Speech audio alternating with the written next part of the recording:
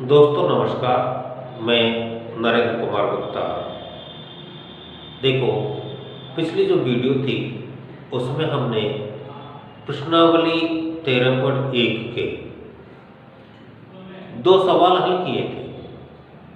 आज हम इस वीडियो के माध्यम से क्वेश्चन नंबर 3 और उसके आगे के सवालों को हल करेंगे। आप वीडियो को लास्ट तक देखते रहें और अगर चैनल सब्सक्राइब नहीं किया तो जरूर कर लें, जिससे और भी आगे बढ़ने वाली जो वीडियो है वो आपको मिलती रहे और अपना काम ठीक प्रकार से चलता रहे। देखिए, यहाँ पर हमारे पास इस सवाल के अंदर क्या क्या दिया गया है।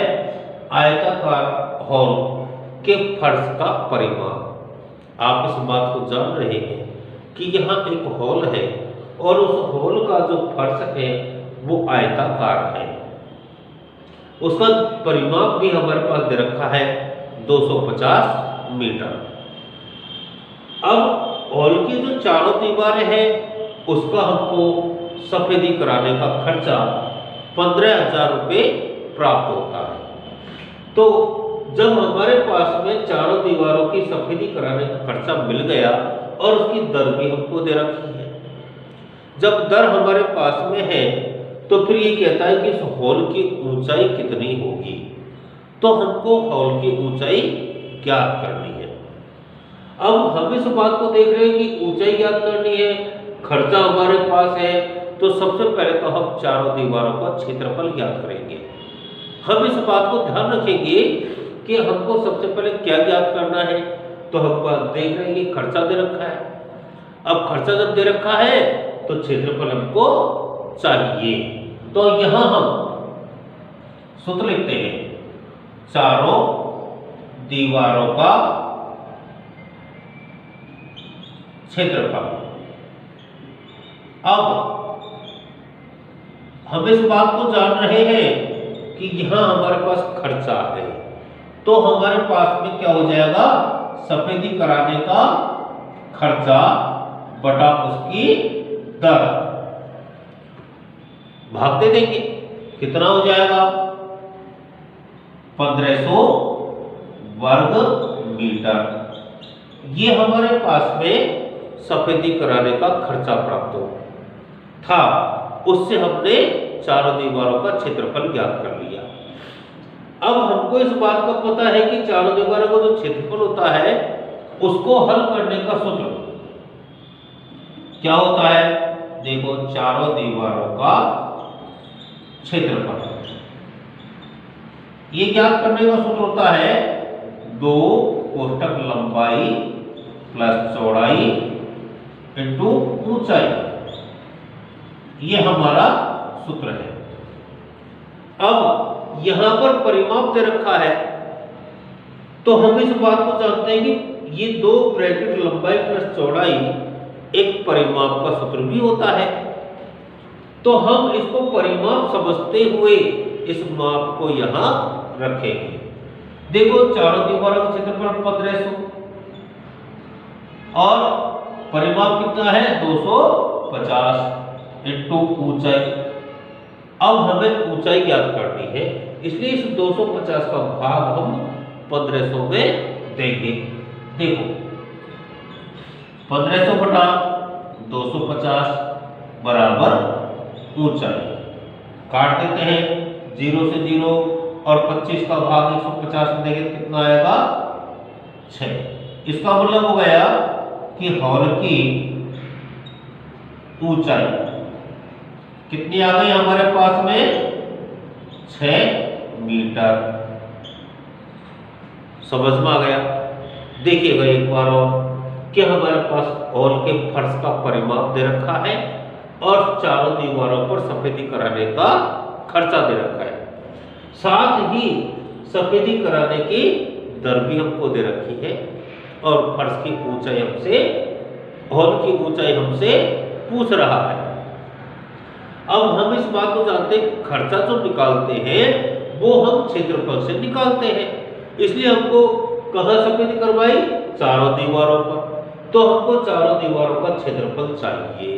इसके लिए हमने क्या किया, जो खर्चा आया उसमें दर का भाग दे दिया, और जब दर का भाग दे दिया तो हमारे पास 1500 वर्ग मीटर ये चारों दीवारों का क्षेत्रफल प्राप्त हो गया। अब हम इस बात को देख रहे हैं कि चारों दीवारों का जो क्षेत्रफल होता है उसको ज्ञात करने का सूत्र होता है 2 कोष्ठक लंबाई प्लस चौड़ाई इंटू ऊंचाई। हमें क्या करना है, जैसे हमारे पास मान है उन मानों को हम जमाते हुए और हल कर देते हैं। तो क्षेत्रफल 1500 हमको प्राप्त हो गया। ये यहाँ पर परिमाप का सूत्र है, हमने परिमाप का मान रख दिया इंटू ऊंचाई। अब देखो क्या करना है, ऊंचाई हमको चाहिए इसलिए हमने 250 का भाग 1500 में दे दिया, और जिससे हमारे पास 6 मीटर प्राप्त हो गया। अब ये 6 मीटर क्या है, उस हॉल की ऊंचाई है। ऐसे हम इस सवाल को पूरा करते हैं। अब अगला सवाल देखते हैं। इस चौथे सवाल में हमारे पास दे रखा है कि एक डिब्बे में पेंट कलर भरा हुआ है, और वो जो कलर है वो 9.375 वर्ग मीटर क्षेत्र का कलर करता है। और अब हमें क्या करना है, उस कलर से कुछ ईंटें पोतनी है। जो ईंट है उसकी लंबाई 22.5 सेमी, चौड़ाई 10 सेमी और ऊंचाई 7.5 सेमी है। तो ये कह रहा है कि उस कलर से कितनी ईंटें हम पोत सकेंगे, अर्थात ईंटों की संख्या हमको ज्ञात करनी है। अब आप देख रहे हैं कि यहाँ पर जो ये कलर है उसका जो क्षेत्रफल है जिससे उसको पोता जा सकता है, उस भाग का क्षेत्रफल वर्ग मीटर में दिया गया है। और यहाँ पर जो ईंट है उसकी लंबाई चौड़ाई ऊंचाई हमारे पास सेमी में दे रखी है। तो जब हम ईंटों की संख्या ज्ञात करेंगे तो ये कलर का जो भाग है उसको भी हम सेमी में चेंज करेंगे। तो सबसे पहले हमको क्या करना है, सबसे पहले हमको इस एक ईंट का पृष्ठीय क्षेत्रफल ज्ञात करना है। अब ईंट की आकृति कैसी है, हम देख रहे हैं लंबाई चौड़ाई और ऊंचाई तीनों चीज है। जब तीनों चीज हमारे पास में है तो इसका मतलब है कि वो एक आयताकार की जगह घनाभाकार हो जाती है। तो यहां पर सबसे पहले हमको एक ईंट का पृष्ठीय क्षेत्रफल ज्ञात करना है। देखिएगा, एक ईंट का क्षेत्रफल, अब ये कितना हो जाएगा, 2 कोष्ठक लंबाई इंटू चौड़ाई प्लस चौड़ाई इंटू ऊंचाई प्लस ऊंचाई इंटू लंबाई। ऐसे ही हमारा क्या हो गया, सूत्र हो गया। अब हमको क्या करना है, एक ईंट का क्षेत्रफल निकालना है। तो देखो 2 कोष्ठक लंबाई कितनी है 22.5 इंटू चौड़ाई है 10 प्लस 10 इंटू 7.5 प्लस 7.5 इंटू 22.5। अब हम क्या करेंगे, सबसे पहले इसको हल करेंगे। तो देखो कितना हो गया, 22.5 को जब 10 से गुणा करेंगे तो 225, इधर से 75 प्लस अब इसको गुणा करेंगे तो हमारे पास कितना आएगा 0.75। ये हमारे पास क्या आ गया, गुणा करने पर प्राप्त हो गया। अब हम देख रहे हैं कि यहां हमको सबसे पहले जोड़ करना है। तो देखो 0.75, 8 और 5 13 और 5 18 हासिल की 1, 7 और 7 14 और 2 16 हासिल की 1, 2 और 2 468.75 गुणा कर देते हैं। देखो 2 को 5 से गुणा किया, 2 पंजे 10 हासिल की 0, 2 7 14 और 1 15 हासिल की 1, 2 8 16 और 1 17 हासिल की 1, 6 3 12 और 13 हासिल की 1, 4 8 9, अर्थात 937.50 वर्ग सेमी। ये हमारे पास एक ईंट का क्षेत्रफल आ गया। अब हमको क्या करना है, ईंटों की संख्या ज्ञात करनी है।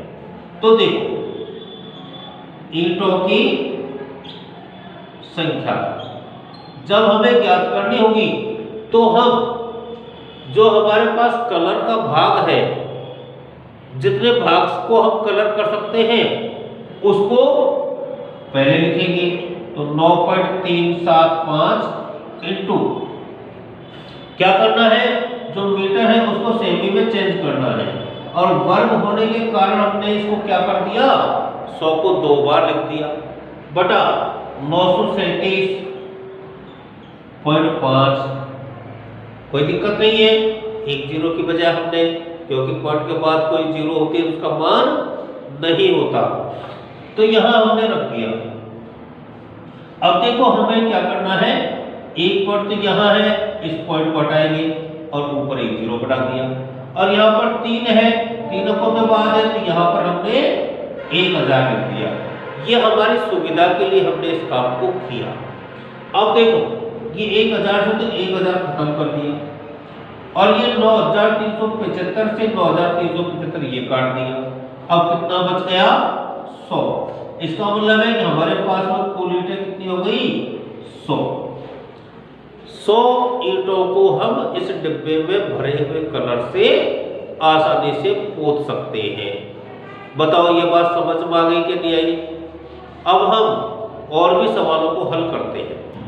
देखो क्वेश्चन नंबर 5, एक घनाभाकार डिब्बा है, उसका किनारा हमारे पास 10 सेंटीमीटर दे रखा है, और दूसरा डिब्बा घनाभ आकार का है जिसकी लंबाई, चौड़ाई और ऊंचाई हमारे पास दे रखी है।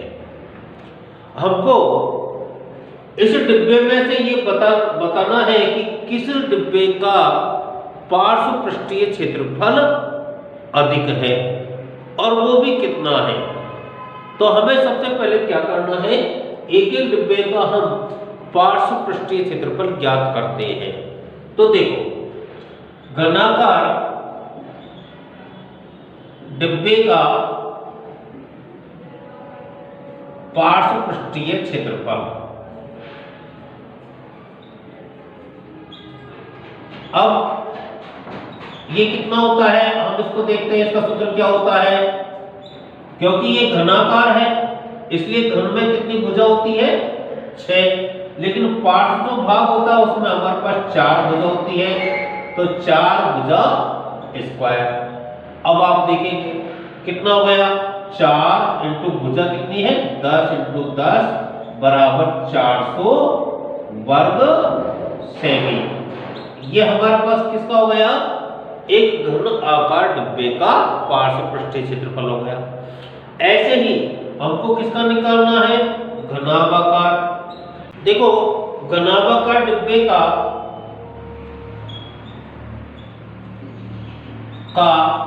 पार्श्व पृष्ठीय क्षेत्रफल, ये इसका सूत्र क्या हो जाएगा, पार्श्व पृष्ठीय क्षेत्रफल। तो ये बात हम जान रहे हैं कि जो पार्श्व पृष्ठीय क्षेत्रफल होता है उसमें 4 दीवारें होती है। कौन कौन सी होती है, इस बात को आप जानते हैं। तो 4 दीवारें का क्षेत्रफल होता है 2 कोष्ठक लंबाई प्लस चौड़ाई इंटू ऊंचाई, ये हमारा सूत्र होता है।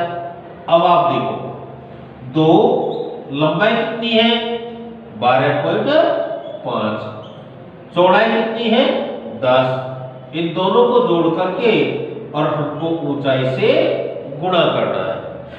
अब देखो 2 इंटू 12 और 10 22.5 इंटू 8, तो देखिएगा 2 इंटू 22.5 इंटू 8, अब इसको हम गुणा करेंगे, कितना हो जाएगा, 8 दूनी 16, अर्थात 22.5 इंटू 16 कितना हो जाएगा, देखो 16 पंजे 80 की 0 हासिल की 8, 16 दूनी 32 और 8 40 की 0 हासिल की 4, 16 दूनी 32 और 4 36, अर्थात 360 वर्ग सेमी।